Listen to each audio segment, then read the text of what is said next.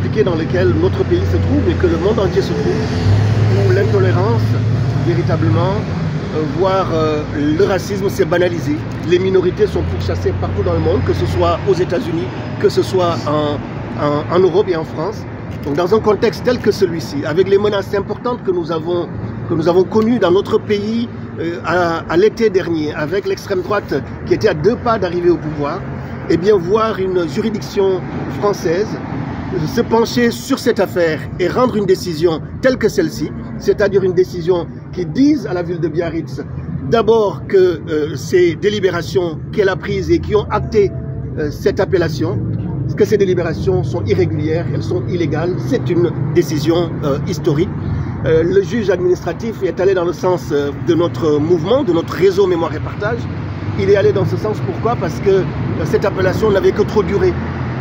Ça n'avait que trop duré que pendant 1 siècle et demi, voire 2 siècles, une femme noire soit jetée en pâture dans l'espace public français, dans l'espace public biarro, que cette appellation soit reprise par des établissements commerciaux, une dizaine d'établissements commerciaux dans la ville de Biarritz reprenaient ce nom.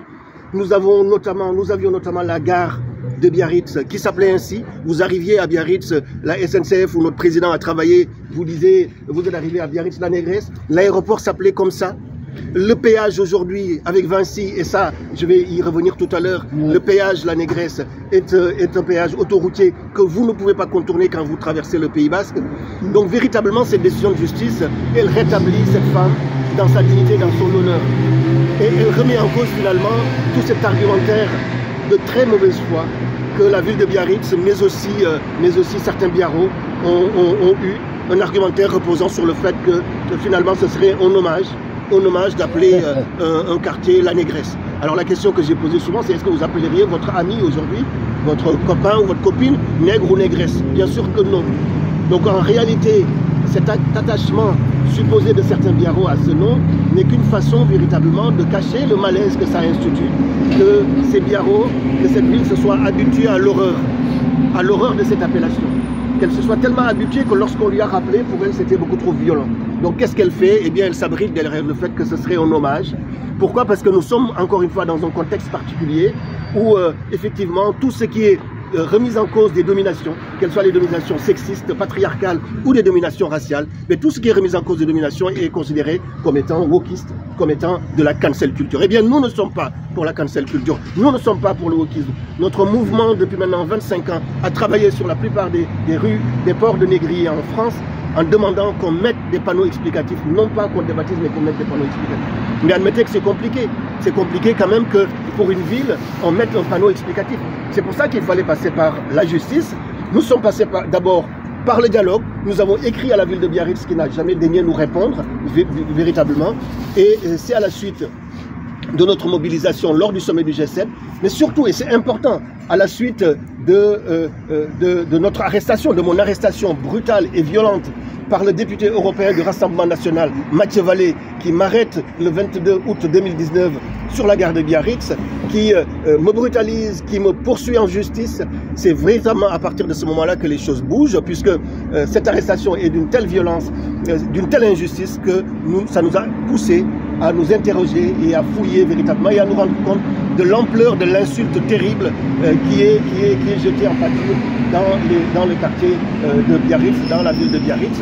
Et c'est ainsi que nous avons pu déposer ce recours, effectivement, avec le cabinet de William Bourdon, et ce recours qui aujourd'hui connaît un revirement judiciaire bien évidemment historique, qui va faire jurisprudence et qui va permettre véritablement à toutes celles et ceux qui sont martyrisés aussi aujourd'hui, parce qu'ils sont des minorités, de savoir que le droit peut être de leur côté et le droit peut être restauré. Donc c'est les valeurs de la République qui triomphent. Ce n'est pas nous qui triomphons. Depuis le début de cette affaire, j'ai toujours dit que nous ne pensons pas que tous les biarros soient racistes. Mais ils sont victimes, comme beaucoup d'autres personnes aujourd'hui, en France, mais aussi dans le monde, de la préemption finalement du débat autour de la question de la repentance. Dès que vous remettez en cause une domination, eh bien vous êtes repentant. Non, non, il y a des dominations qui sont irrégulières. Et lorsque nous ouvrons les yeux là-dessus, nous pouvons y mettre un terme. C'est ce que la justice vient de décider. Elle a dit à la ville de Biarritz d'abord qu'elle avait 3 mois. 3 mois pour que cette délibération soit abrogée. Et qu'ensuite elle devra payer à Mémoire et Partage la somme de 1500 €, véritablement. Voilà les deux articles les plus importants de cette décision qui nous engagent, parce qu'il y a une responsabilité. Nous avons soulevé quelque chose qui peut effectivement être perçu comme brutal. Il y a des gens qui sont remis en cause dans leur certitude. Eh bien, nous sommes prêts à l'accompagner et c'est ce que nous ferons. Hein, nous avons depuis toujours tendu la main à la ville de Biarritz. On espère que véritablement cette décision fera qu'elle prendra langue avec nous et qu'on voit quelle pédagogie mettre en place pour que les gens comprennent qu'il ne s'agit pas de brutaliser qui que ce soit, mais il s'agit de réparer. Il s'agit de réparer et c'est ça le sens de cette action. Donc bien sûr, vous comprenez notre émotion et puis notre satisfaction de voir que le combat puisse payer, le sacrifice puisse payer. Et ils sont nombreux ceux qui sont là, qui étaient avec nous, que ce soit Sylvie Duvigneau, que ce soit Clarisse Gomis, qui étaient avec nous. J'ai une pensée pour Randolph Voyard.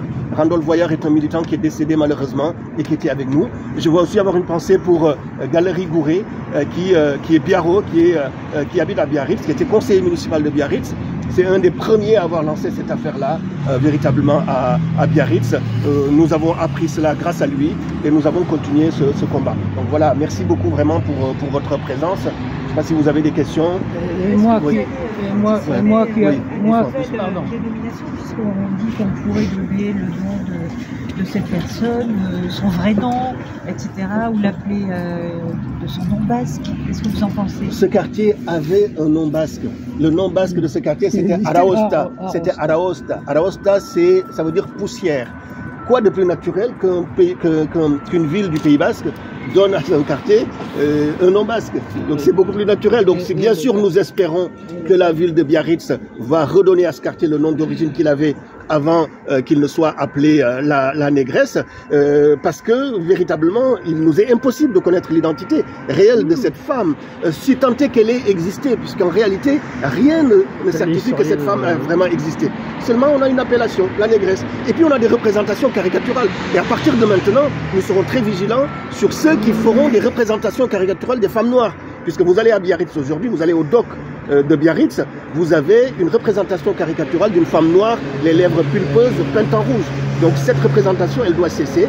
Nous allons déposer dès le lundi prochain une demande directement à Vinci, le péage autoroutier Vinci, puisque Vinci maintenant a une base légale qui peut lui permettre de remettre en cause ce péage qu'il a installé. Donc oui, ce serait normal que ce quartier reprenne ce nom basque, mais nous sommes prêts à en discuter. Hein, la maire de Biarritz, c'est ma collègue à la région Nouvelle-Aquitaine, on discute souvent, je sais qu'elle était très embêtée, puisque elle aussi, elle hérite de quelque chose. Il faut savoir que nous héritons toutes et tous de choses encombrantes, d'une façon de parler, d'une façon d'être, d'une façon de vivre. Voilà. Et ces héritages-là, nous les traînons souvent comme des boulets. Eh bien, aujourd'hui, ces héritages, nous pouvons les déposer quelque part, les mettre en explication. C'est la chance que nous donne le tribunal.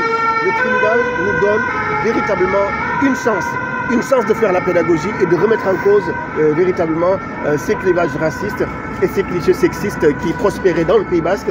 Nous en sommes bien sûr heureux. Et je l'ai dit tout à l'heure, Philippe Bach qui est là est important parce que lorsque nous avons été